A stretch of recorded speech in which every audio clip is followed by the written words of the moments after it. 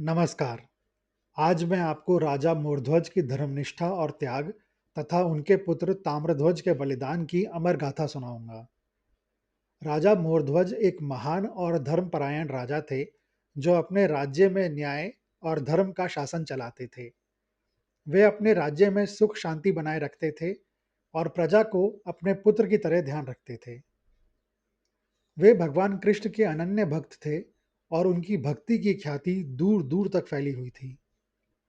एक बार पांडवों के अश्वमेध यज्ञ के दौरान अर्जुन और भगवान कृष्ण भ्रमण करते हुए राजा मूर्ध्वज के राज्य में पहुंचे। अर्जुन के मन में यह जानने की इच्छा हुई कि राजा मूर्ध्वज की भक्ति और त्याग की प्रसिद्धि में कितनी सच्चाई है। भगवान कृष्ण, जो अपने भक्तों की परीक्षा के लिए जाने जाते हैं, ने भी इस बात पर सहमति व्यक्त की। भगवान श्री कृष्ण ने एक भयंकर शेर का रूप धारण किया और अर्जुन ने एक तपस्वी ब्राह्मण का रूप धारण किया। वे दोनों राजा मूर्ध्वज के दरबार में पहुंचे। ब्राह्मण रूपी अर्जुन ने राजा मूर्ध्वज को प्रणाम किया और कहा, हे राजन, मैं दूर देश से आया हूं और मैंने आपके दान और धर्मपरायणता की बहुत प्रशंसा सुनी है। मैं आपसे एक विशेष भिक्षा मांगने आया हूं। राजा मूर्ध्वज ने कहा, हे तपस्वी, आप निसंकोच अपनी इच्छा बताएं। यदि मेरे सामर्थ्य में होगा तो मैं अवश्य पूरा करूंगा। ब्राह्मण ने कहा, हे राजन, मैं बहुत भूखा हूं और मेरे साथ मेरा यह शेर भी बहुत भूखा है।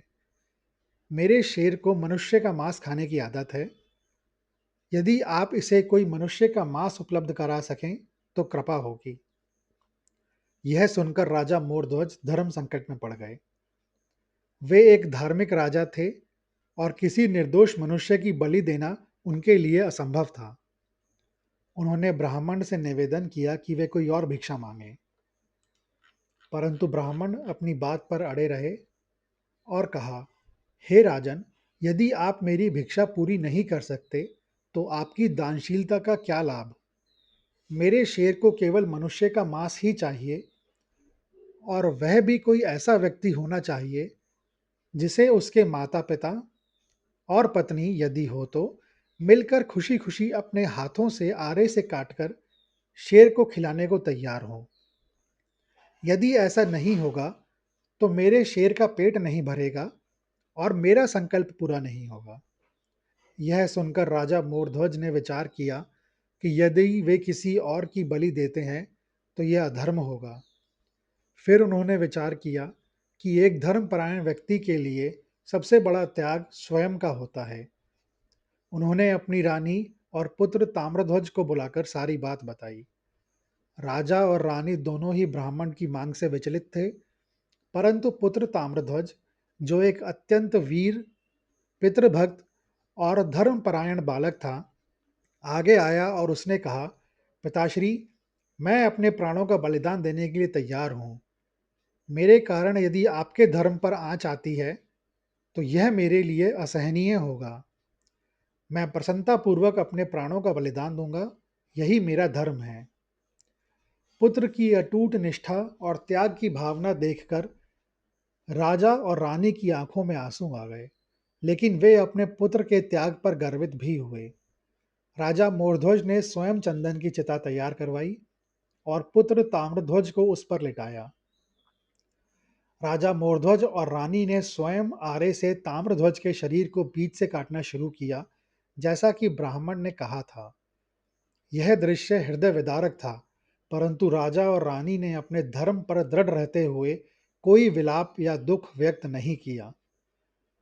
सबसे असाधारण बात यह थी कि पुत्र ताम्रध्वज के मुख से भी पीड़ा का एक शब्द भी नहीं निकला। वह शांत, स्थिर और प्रसन्नचित्त होकर इस भीषण परीक्षा से गुजर रहा था, क्योंकि वह जानता था कि उसके पिता के धर्म की रक्षा के लिए यह आवश्यक है। जब शरीर को दो भागों में काटा जा रहा था और ताम्रध्वज पूर्णतः शांत था, तब ब्राह्मण रूपी अर्जुन ने राजा से पूछा, हे राजन, आपका पुत्र तो कोई पीड़ा व्यक्त नहीं कर रहा, फिर भी मुझे ऐसा लगा जैसे कि किसी ने आह भरी हो। क्या यह बलिदान स्वेच्छा से नहीं हो रहा?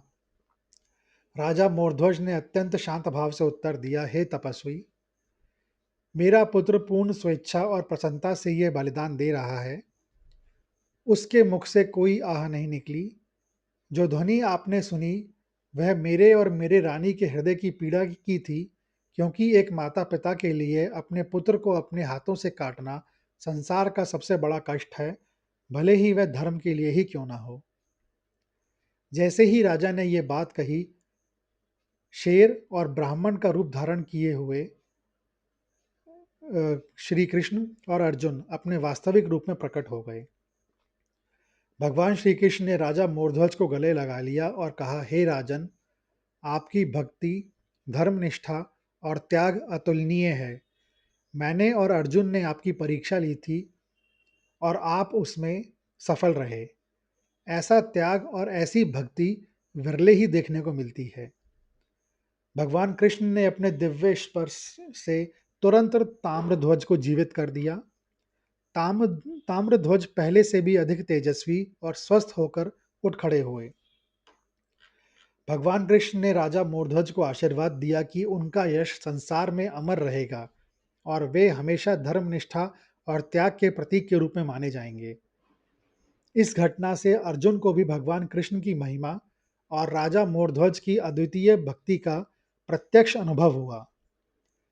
यह कहानी भारतीय पौराणिक कथाओं में त्याग, धर्म और भक्ति की एक अविस्मरणीय गाथा है, जो हमें जीवन के गहरे मूल्यों का पाठ पढ़ाती है। यह वीडियो देखने के लिए धन्यवाद। अगर आपको यह कथा अच्छी लगी हो तो कृपया इसे ज़्यादा से ज़्यादा लोगों के साथ शेयर करें, लाइक करें व चैनल को सब्सक्राइब करें। कमेंट्स बॉक्स में लिखें, जय श्री कृष्ण।